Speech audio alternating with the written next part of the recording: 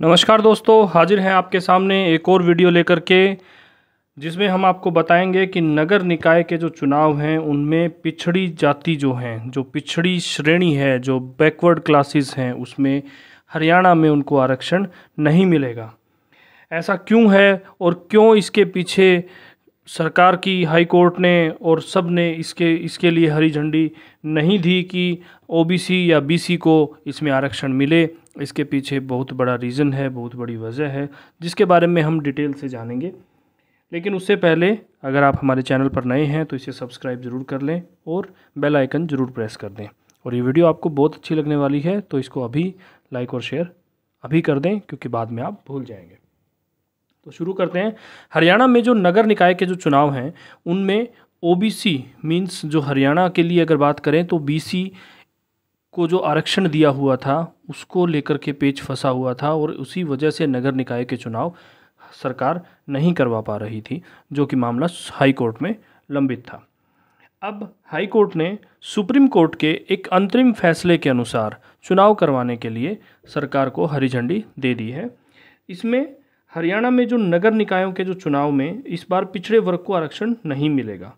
पंजाब एवं Haryana high court ने मंगलवार को सुप्रीम कोर्ट के अंतरिम फैसले के अनुसार चुनाव कराने के लिए कहा है। हरियाणा के एडवोकेट जनरल बलदेव राज महाजन ने दैनिक सवेरा ने पूछा कि इस फैसले का क्या असर होगा। उन्होंने जवाब दिया कि चूंकि सुप्रीम कोर्ट का गत 10 मई को फैसला आ चुका है कि पिछड़े वर्ग का आरक्षण राज्य पिछड़ा वर्ग आयोग की रिपोर्ट के आधार पर होगा।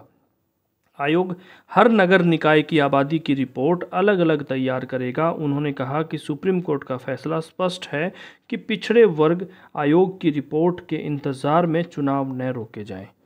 इसलिए हरियाणा की नगर निकायों में प्रधान व सदस्य के लिए पिछड़े वर्ग के लिए जो पद आरक्षित किए गए थे उन्हें अनारक्षित किया जाएगा और चुनाव कराया जाएगा।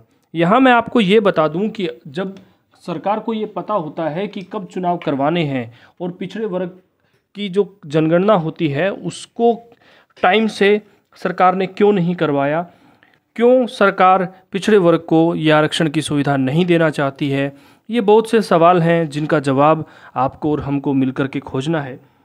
लेकिन अभी वीडियो में आगे बताते हैं आपको कि हरियाणा की जो नगर निकायों में प्रधान व सदस्य के लिए जो पिछड़े वर्ग के लिए जो पद आरक्षित किए गए थे उनको हाई कोर्ट के आदेशों के अनुसार उनको अनारक्षित कर दिया गया है। उन्होंने कहा कि इसका मतलब यह है कि फ़िलहाल इस बार के जो चुनाव में किसी भी नगर पालिका नगर परिषद में प्रधान पद या सदस्य के पद के लिए पिछड़े वर्ग के लिए कोई भी सीट आरक्षित नहीं होगी। और इसका मतलब ये भी है कि सभी सीटों को अनारक्षित घोषित कर दिया गया है।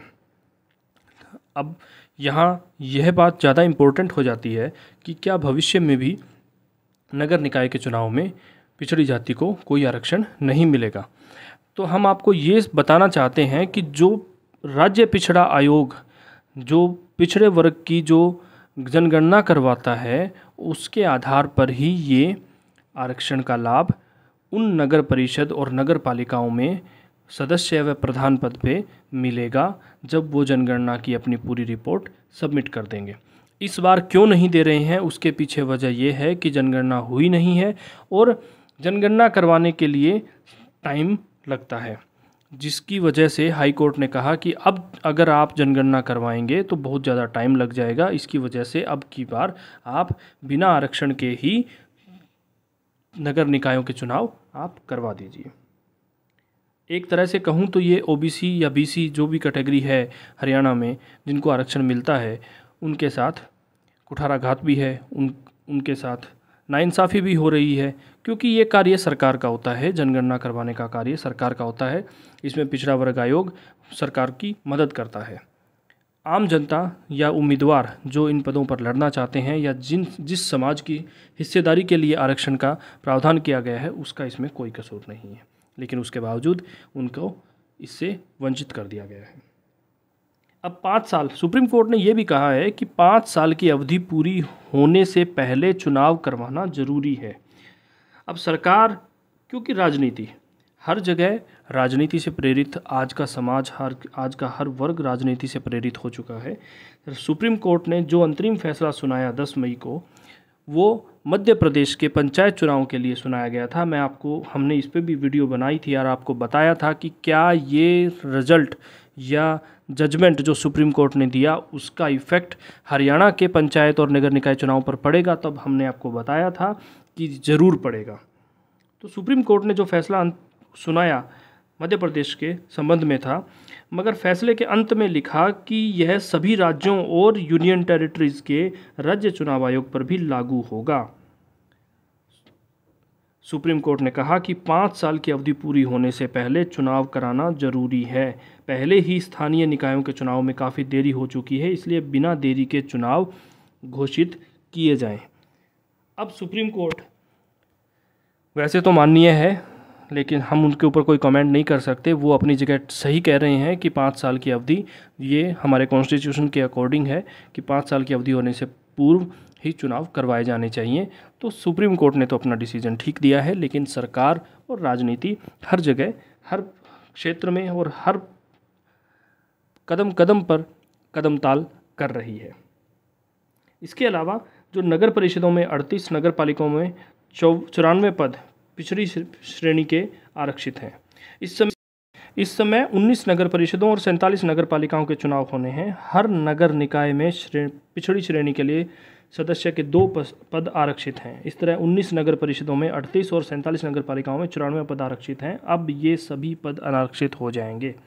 इसी तरह नगर परिषदों में झज्जर नगर परिषद बहादुरगढ़ के प्रधान पद पिछड़े वर्ग के लिए आरक्षित हैं। अब ये पद भी अनारक्षित हो जाएंगे। बहादुरगढ़ नगर परिषद प्रधान का पद पिछड़े वर्ग की महिला के लिए आरक्षित था, मगर अब यह पद एक अनारक्षित महिला पद बन जाएगा, यानी यहाँ पर किसी भी वर्ग की महिला चुनाव लड़ सकती है। इसी तरह नगर पालिकाओं में इस्माइलाबाद, नांगल चौधरी, बावल में प्रधान पद पिछड़े वर्ग के लिए आरक्षित है। इनमें इस्माइलाबाद और नांगल चौधरी का पद पिछड़े वर्ग की महिला के लिए आरक्षित है। अब यह अनारक्षित पद महिला के लिए बन जाएगा। तो इसी तरह हरियाणा में जो नगर निकायों के चुनाव हैं उनके लिए अब ओबीसी को कोई आरक्षण का प्रावधान नहीं होगा इन चुनाव में। तो इस वीडियो में इतना ही। देखने के लिए धन्यवाद। जय हिंद, जय भारत।